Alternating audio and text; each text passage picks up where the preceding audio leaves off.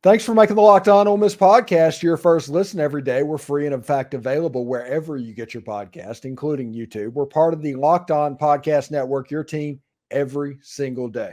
Also, you can catch the Ole Miss home team hometown broadcast on SiriusXM Channel 190 this weekend. You can hear David Kellum and the team call the Ole Miss Arkansas game, which historically in Vaught Hemingway Stadium, it's basically ridiculous. So, yeah, you definitely want to pay attention to that, whether you can see it on TV or not. I am here to go inside the student section with Daylan Flowers. Daylan was at the Ole Miss LSU game, and we are going to talk about that game one more time. How you doing, buddy? I'm doing amazing, man. An exciting weekend for many different aspects, but I can't complain right now, man. Everything is going pretty well. Okay. Explain to everybody what the atmosphere was like in the stadium, because I've heard 2 or 3 people said that Vaught Hemingway has never looked that way before. And these are even people that were in there in 2003. It definitely hasn't since my time in there, man. It was just from the game, before the game even started, the energy was very raucous, even between both fans, LSU and Ole Miss fans. I think both fan bases were really excited because I think this was a test for both teams to see where we really were in terms of can we compete for a division title. And I think our fans knew what the magnitude of this game was. You know, if we don't win this weekend, you know, our chances for Atlanta basically go out the door. And I think they realized, you know, after last weekend, we needed to show up as a group to help support our players and coaches. And that's exactly what they did, man. I think it was just a fun atmosphere. I also think that the town is enjoying having a little bit more night game experience compared to last year. I think they are enjoying that a lot more time on the Grove and tailgate, and then kind of get into a cooler atmosphere once they get into the game. But it was amazing, man. And it just emotions were running high throughout the entire game. What a game it was, of course. And then the field rush, man. And people ask, you know, why did we rush the field? You know, you beat a ranked team, you guys were ranked. Well, that goes back to the magnitude that if we don't win this game, you know, our SEC the championship spot it goes out the door completely. And a lot of talking went out the door last weekend, of course, against Bama. Why hasn't Lane hasn't won a big game? Lane hasn't produced something since he's been here. You know, Jaxson Dart really hasn't produced an elite game against a big team. Well, they did it this weekend. They answered all the questions everyone had, and man, did every single one of us enjoy it, man. And just sit back and just watch them do their thing. So the atmosphere was amazing. I think the players fed off it really well, and there's nothing like, you know, every single week that we get a home game, you know, the atmosphere just seems to get better and better. And man, we're loving it right now. It's so exciting to be a part of it, man. Yeah, nobody's talking about this yet, and I haven't brought it up on my show yet either, so I'm just as guilty as everybody else. But I'm probably going to bring it up on Wednesday's What to Watch For show. Jaxson Dart has had drives, high pressure, high impact drives at the end of the football game against Mississippi State, against Tulane, and then against LSU. This is a next level clutch player that has a clutch gene that like even Matt Corral didn't seem to have. The only other player that I remember in Ole Miss history that had the clutch gene like this was Eli Manning. And I don't know if Jaxson gets enough credit because the numbers were fantastic. The high, what do they call it? High leverage situations that he is doing this in is what is making him next level. And he called this a legacy game. He knew this was a legacy game. And if he keeps this up, his legacy here is going to be probably Mount Rushmore level. Absolutely. I read the comments from the Bama video of mine last weekend, and someone made a comment just asking me how much longer am I going to keep believing him? As I said last weekend, I've always said that I have complete faith in this kid, and I will always have his back. And they asked me how much longer will I keep believing in him, and how much longer do I think it's going to take for him to kind of make a big moment? Well, I think he's already done that before this week, and that's just my opinion.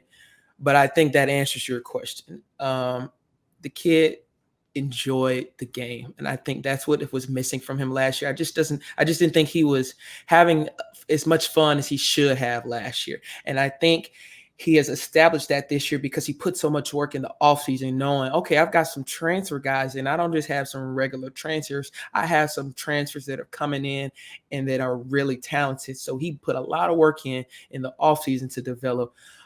But the kid balled out Saturday. And I think he kind of realized this is what I have to do based off last weekend. But I also think he kind of took in the fact that Jada Daniels, who is absolutely amazing, just one of the best quarterbacks in the country right now. I think he knew this is going to be a battle of quarterbacks. And I think he knew this is going to be a national spotlight. We have a lot of pressure on us coming off last weekend's loss. What can I do to make us look like the best team in the country? And he went out there and did that. I thought he did exceptionally well, just planting his feet really well, running when it was necessary. And you brought this up in a show this past week, which was a big question mark for us, was third downs. I think we were, the third worst team in the whole entire conference on third down. Well, we went 9 for 16 on third downs this weekend. Mm-hmm. And if that's not improvement, I don't know what is. And I can't think of someone else to appreciate other than Jaxson Dart. And I'll give props to Charlie Wise too, because he answered the call after this past weekend at Bama. Is just he couldn't have done any better this past weekend. And we utilized the middle of the field a lot more than I've seen in the past 2 years. And every time we did it, I just kind of looked up to the press box and I said, Charlie, it's about time, my friend. And it just seems so much like a relief off my shoulders. Every time he would, we would give it to Caden, and Caden would be right there, turn around and get some extra yards. We even got a big first down. I can't remember when, but we got a very huge first down on the third down just by dumping it off to Caden in the middle of the field. It was just so happy for me. And I think we kind of opened that playbook up more, and we were able to utilize that playbook more now that we've got our guys back and healthy. They're all happy, they're all healthy, and now they're understanding the playbook a lot more, And I want to give props to, of course, Trey Harris, but also Dayton Wade and Jordan Watkins. Man, they, even throughout the injuries, throughout the other receivers, Zachary Franklin, Trey Harris, and Kane Prescorn, they have balled out every single week. They haven't let the noise get to them. They haven't let anything remove themselves from where and how they're going to play. And they have just looked tremendous compared to last season. They have grown tremendously mentally, physically, and they just continue to perform every week.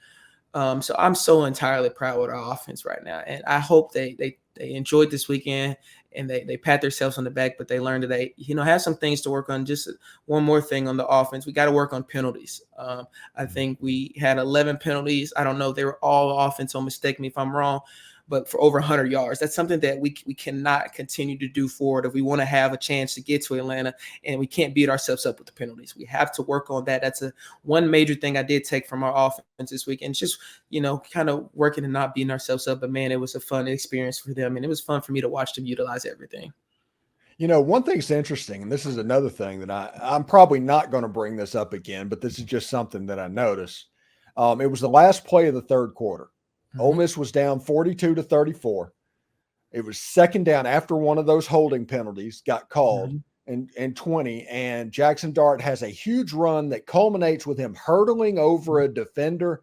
The crowd absolutely popped. You saw the posture of the Ole Miss players change from that moment. That is the moment, in my opinion, to where Ole Miss wasn't losing this game. It just wasn't happening. Everything changed right then, and it was from that effort from Jaxson Dart that you wouldn't normally think about, but it was a 20-yard run with a hurdle at the end, and he actually fell down on the landing, but it was just enough to energize that crowd, and it got them back going because LSU, most people that probably didn't watch this game, they probably think it was back and forth, but that wasn't the case. Ole Miss dominated the first quarter. LSU kind of dominated the second and third. And then Ole Miss absolutely dominated the fourth quarter. LSU scored one touchdown, had 4 possessions, and the touchdown they got, they didn't actually score. That was given to them. But that moment, Daylan, I think that was the point where Ole Miss was just not losing this ball game. I think it is too, because your description of how each quarter went was on point, because at that time, as Ole Miss fans, we were kind of in a stale point. LSU had to kind of regain the lead, and we were moving up the field that well in that possession, but we hadn't really had to get anything excited for. But when he made that run, I think the confidence in him and the entire stadium just lifted up and cheered because they said, where's this kid been? We haven't seen this from him, and he's grown tremendously as a runner too, because even so much last year, even against Bama, we had expressed him just kind of trying to slide a lot more instead of trying to take in so many hits. And I think in that moment of adrenaline, he knew exactly what to do in terms of how can I get more yards, and also how can I amplify this crowd to help us get a win. And I think he just kind of understood where the moment was at. And I just can't even put in words how proud I am of him and how happy I am for him, man, because if you've been reading my social media, I kept saying he deserves this, man. He deserves to have a weekend like this, a moment like this, a game like this. And I don't want to hear any more disrespect coming his way. Instant mute. Anybody disrespects Jaxson Dart's instant mute by me. I won't even block you and give you the pleasure of giving you that screenshot. I will just mute you. Yeah, I truly do not. I don't want to hear it anymore, man. I think in a high octane moment, he put on a show and he kind of silenced every single doubter. And I think his numbers this year, and I think you made a tweet about this maybe earlier today, his numbers right now and what his numbers are on pace to do are absolutely phenomenal. So I'm so proud of the kid and I'm happy for him. And I just hope he keeps it up, man, as I know he will. Yeah, and nobody's going to know about this, but LSU stopped Ole Miss on a 4th down in the 4th quarter. And that was a big moment to do it. But what people don't know is that Trey Harris was breaking over. LSU sent 7 or 8 players. The way LSU was tackling the ball, there was no guarantee that the LSU player was going to tackle Trey Harris. Right. That play by the cornerback going up and deflecting the ball probably saved a 40 to 45-yard touchdown pass. Right. And I want to give props to our coaching staff and our players just for being relentless throughout the whole game. I think Lane mentioned it, and not giving up. Once that point, the LSU really had a good control during the 3rd quarter, and we could have gave up. Our heads could have went down, and we could not continue to go back out there and fight and believe that we had a chance to win this game Saturday. But they didn't. They didn't give up. They kept fighting, and at the end of the day, we came out with which was a much-needed win, and I couldn't be more proud of them, man, because you go back to last year. Undefeated at that point, going into Baton Rouge, and then coming out in the second half, and it was just a mind-boggling second half for us. I don't think this team last year could continue to fight the way I've seen them fight so far in terms of when they're down, how can they be resilient and continue fighting. I've seen so much improvement just in terms of mentally focused from our football team so far this year. And that's important if you want to compete. And so I couldn't be more proud of them. And they're going to continue being greatest in that aspect too. So I couldn't be more proud of them. All right. So we have a stripe out in Vaught-Hemingway Stadium Saturday night against the Arkansas Razorback, a game that is always drunk. Something stupid always happens when Ole Miss plays Arkansas in Vaught-Hemingway Stadium. I'm telling you, something is going to happen. You're like, I have not ever seen that on a football field. If the fumble Rooski was legal, that would happen in this game. It is going to be that type of football game. I think Ole Miss has a better team than Arkansas. I think KJ Jefferson can do Cam Newton type stuff at times. But if it goes to chalk and Ole Miss can clamp down on Arkansas's running game, I think Ole Miss has the talent to where they're not going to be able to score quickly enough to stay with Ole Miss, if that makes sense. Absolutely. Being from Arkansas, this is always a fun game. And trust me, I've experienced every single one of those drunk moments between these two games. I think what's our vision for Pete Golding this weekend, and what can we expect to see from him? A lot of questions came out, of course, a high offensive game this past weekend, but I wasn't concerned about Pete because, again, a lot of his players are still learning the system. But I knew Jaden Daniels was going to come out and put a show on. He's one of the elite quarterbacks.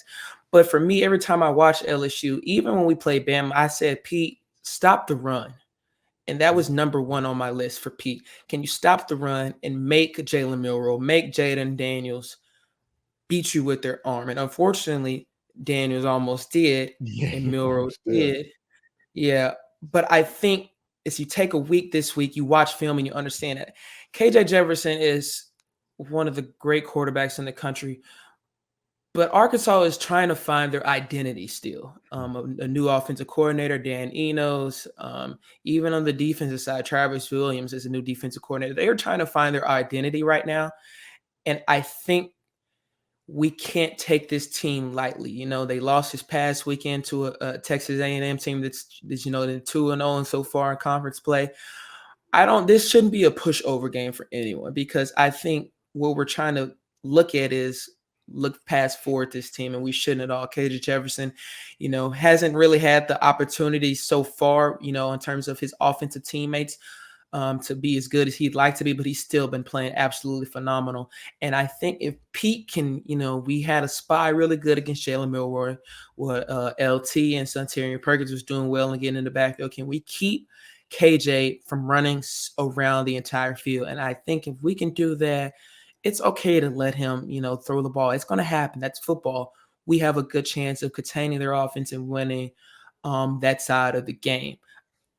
Offensively, Arkansas has struggled tremendously on defense. How can we be consistent in what we saw this past weekend against LSU on a team, really a very questionable secondary of Arkansas? How can we be consistent and continue to do what we just did this past weekend? The interesting situation for Arkansas is they're 2-3 right now. What you have coming into Oxford is an extremely wounded animal. If they lose to Ole Miss, they're going to be 2-4, and then they have a game at Alabama. Yeah. They have to go to Florida. They have a weird one versus Auburn. If it is a situation to where if they lose this Ole Miss game, there's a chance they are not going to a bowl game. Yeah. Sam Pittman's probably going to lose his job. Yeah. This game is Arkansas's season, and Ole Miss needs to approach it as such, in my opinion. Absolutely. They're searching their identity, as I said, but they're very hungry. They have just as much noise on them right now that we did coming off that Alabama loss. Sam Pittman's his seat is hot right now, and I hate that because I love Coach Pittman. I really do, from the bottom of my heart. But unfortunately, they haven't seen much progression this year in terms of where they have been in the past couple of years. And so they're hungry. KJ Jefferson is from Mississippi. I don't know if people know that or remember that, but he's from Mississippi, and he loves coming down here. Yeah, and he loves coming down home and putting on a show. And a couple of years ago, he put on a show, and it was a good battle, and they almost came out with the win. And KJ is going to put on a show, man. And so we have to understand that their significance for this game is 10 times more than what ours may be. So we have to, this can't be a pushover game. We have to be just as hungry as they are. We have to approach this just as big as this LSU game was. We have to approach this with a win mentality. We have to go 1-0 this weekend. This cannot be a pushover game. We have to understand that right now, the West is in a weird stable right now. We have our loss at Bama, but we beat LSU. LSU still has 2 conference wins. Bama's still undefeated conference play. They have to play A&M Saturday. A&M so it's in a weird stable. So what do we have to do? We have to win. It's simple as that. And coming off last weekend, I think momentum is high, and we have to continue to ride that. And just play our game. I think this weekend showed who we are as a team this season. And I think that's a lot of heart, a lot of toughness, and a lot of fight. And so if we continue to do what we're doing, I see no problem with this game this weekend, but it's definitely going to be a battle, man. I think every single year we get one of those games with Arkansas and Ole Miss, and we're like, Arkansas can really win this game, or Ole Miss can really win this game. And then they get out there, and sometimes either or, it's really a weird battle until the end of the game. And so it's going to be a fun one. But I think right now we have the talent and the mindset to continue to go on with the great win this weekend. Okay. Before we get out of here, Daylan, need a pick.